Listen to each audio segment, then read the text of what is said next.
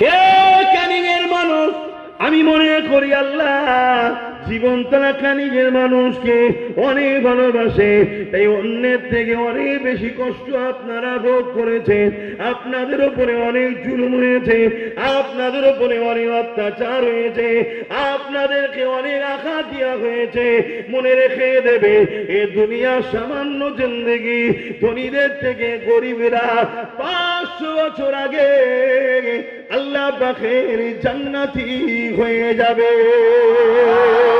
দুনিয়ায় না হয় 70 বছরে ধনী, দুনিয়ায় না হয় 50 বছরে ধনী, দুনিয়ায় না হয় 50, 60, 70 বছর একটু আরাম আয়েশ করে কাটাবার স্বপ্ন নি।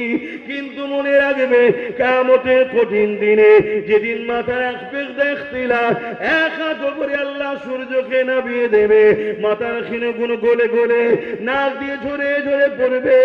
ওই কিয়ামতের দিনেতে আল্লাহ পাক ধনীদের থেকে 500 বছর আগে জান্নাতি দিগকে, গরিব দিগকে আল্লাহ পাক জান্নাতি বানিয়ে দেবে।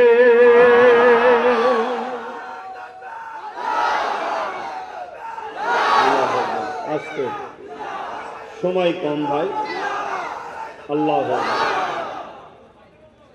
তাহলে গরিব বলে মন খারাপ, আর জুলুম হলে মন খারাপ? গর্ব করো যে সাহাবাদের সুন্নত পালন হয়েছে, জোরে বলুন সুবহানাল্লাহ। এজিদের সুন্নত আমরা পালন করিনি।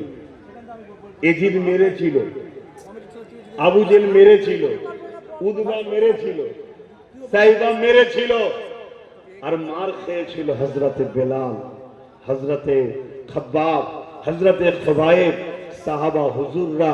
তা আমরা মার খেয়েছি কোন জুলুম করে নয়, চুরি করে নয়, ডাকাতি করে নয়, কারো মেরে নয়, কারো কিনে নয়। মার খেয়েছি শুধুমাত্র নবী বংশের আওলাদের সাথ দিয়েছিলাম। সে বলেছিল, আসো মসজিদ বাঁচাতে হবে, মাদ্রাসা বাঁচাতে হবে, নায়ের পক্ষে থাকতে হবে, গরিবের পক্ষে থাকতে হবে, তাই তো নাকি? জুলুমকে বন্ধ করতে হবে, তাই তো নাকি? না ডেকেছিলাম, চলো বাবা ব্যাংক ডাকাতি করতে হবে। যে ডাকাতি করতে গিয়ে ধরা পড়ে মার খেয়েছিলে তোমরা, তাহলে তোমরা গর্ব করো, শুকরিয়া আদায় করো যে আল্লাহ আমাদেরকে সাহাবাদের সুন্নাত পালন করিয়েছে।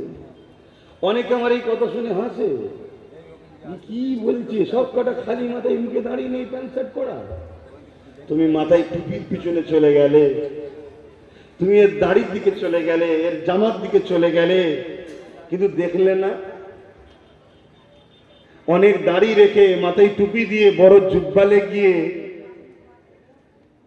রাইসুল মুনাফিক আব্দুল্লাহ ইবনে উবাই হয়ে বসে আছে, এটা দেখলেন না? হয়তো